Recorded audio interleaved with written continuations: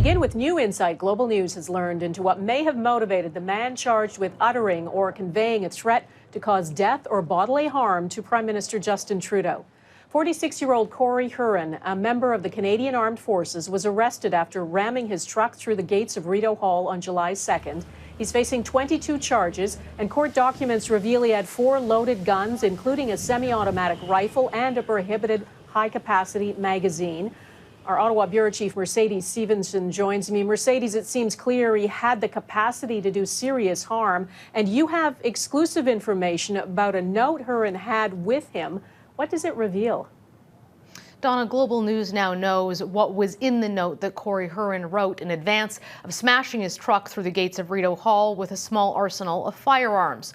Hurren composed a 2-page letter in shaky and difficult-to-read handwriting, according to sources who are familiar with the document. The letter is a mix of personal despair and financial distress, combined with comments on COVID-19 and clear anger at the Liberal government. In it, Hurren begins by identifying himself and saying he is now likely considered a missing person. He apologizes to his wife, the military, and his other family and friends for the trouble he says this will cause and has caused, indicating he simply doesn't see another way forward that he can live with. He says that he cannot keep living in his current pain.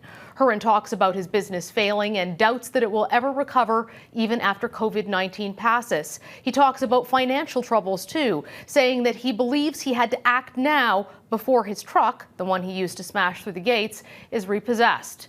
He then goes on to criticize Prime Minister Justin Trudeau and his government, describing Canada as a communist dictatorship, railing against new gun control measures and government spending, as well as Parliament not sitting.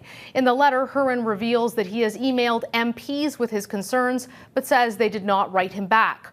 Hurren says that he cannot handle another year under what he calls house arrest with COVID-19. Hurren describes his actions as what he hopes to be a wake-up call or a turning point for the country. He says that he has loved his time being in the Rangers and in the military.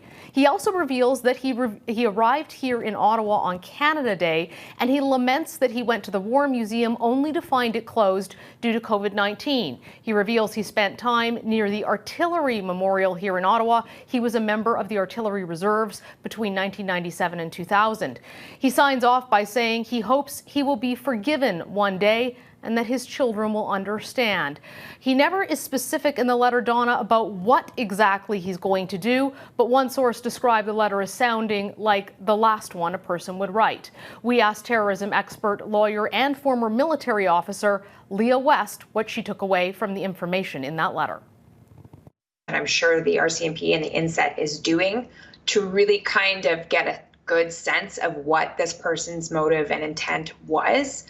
It doesn't seem that he was able to clearly make that known through his letter. And it may be that he was motivated for a variety of reasons. And that's what it does sound like in the letter, that his motivations were not strictly political and that a lot of it had to do with his own personal grievances.